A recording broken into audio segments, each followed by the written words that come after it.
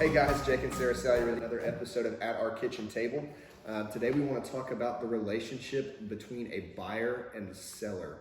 Or lack thereof. Right. So at the end of the day, our job is to be a buffer between the two.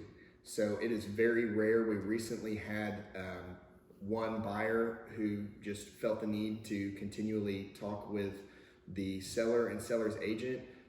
It's not really typical, but what we will say is what happens when there's an issue, right? If there's a personal connection that you've now made there, but then we come down to a negotiation point, maybe through repairs, and now everybody's best friends, then people's feelings get hurt. Our times have changed dramatically. When I first started in this business, we would all sit at a table and close. Sellers on one side, buyers on one side, both agents across from each other. You know, we'd get each other drinks, waters, coffees, we'd hang out. It's not that way anymore because one thing is privacy issues, right? People's numbers were out there. They knew how much a seller was receiving in proceeds or how much a buyer was bringing. People would get a little bit of hurt feelings. So everything has changed. Back in 2015, they came out with a law called TRID, T-R-I-D, and so that changed everything, where everybody's personal details were floating around the table essentially, and it's kind of like HIPAA, where you're looking from a medical aspect, and that's all your own private details. So they made it to where we were no longer allowed to congregate at the same table. So they'll have one across the hall, and you don't even see the other party. So it's not uncommon for buyers and sellers' paths to actually never cross. We're here to advocate for you. Let us be the buffer.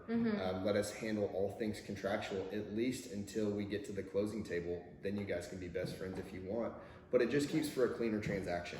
So, right. And so one question, especially from a buyer point of view, because buyers are always kind of I don't want to say nitpickers, but they want this and they want that and they want this repaired, and oh, can you maybe leave this? And so sellers, I think, tend to get a little more frustrated with the buyers than vice versa.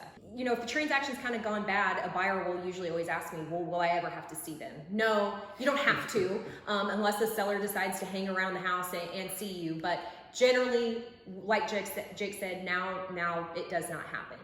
No, you don't have to. You don't have to see them. Your paths should really never cross or anything like that. The other thing is we get asked from a seller's point of view is how many times, will you have the buyer for our house? I think we do maybe 3 deals out of a year that we get both sides. So it's very rare. It doesn't happen a lot. A lot of times, actually, I will advocate for you to have your own realtor. Buyer's perception is, I'll get a better deal if I'll use the listing agent. Not necessarily true. You don't know what that listing agent is negotiating with that seller on their commission. They may not change a dime.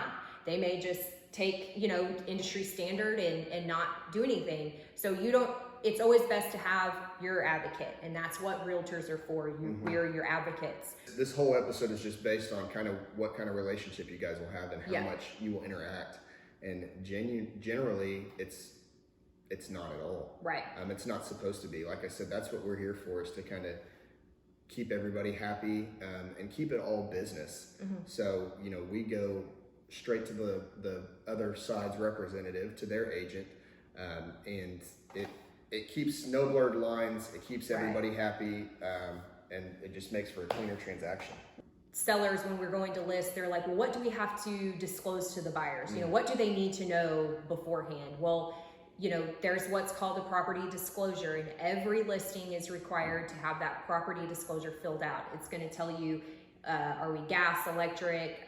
Has there ever been a roof replaced? Have you ever had mold? Have you ever been inspected for mold? Those are all things. Any insurance claims? Yeah, insurance claims or structural issues that the seller is aware of, that they have known fact that things have, they've done or previous or whatever. So that's where, those questions come into play, is when you get to disclose those items to a buyer, is on that property disclosure.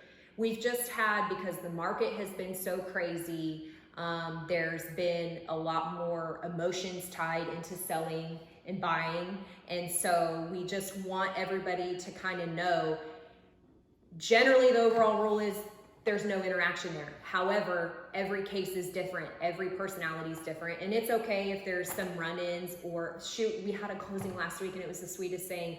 The sellers left our buyer flowers on the kitchen counter and made sure that the listing agent, when they handed the keys over, to make sure the buyer saw them and let them know that they're just so happy, left them a sweet list and a sweet note. We're so excited for you to be here and things like that. So kind of like with anything, you can kind of control the situation, and things can get heated or whatever, but they don't have to be. They don't have to be that way. Right. That's, I think, my biggest deal. They don't have to go that way. But anyway, anything else you can think of? No, we hope this has been informative, like all of our videos. So like, comment, share. Let us know that what we can do to go over topics or answer any questions that you guys may have. We really appreciate you guys watching, and have a great day.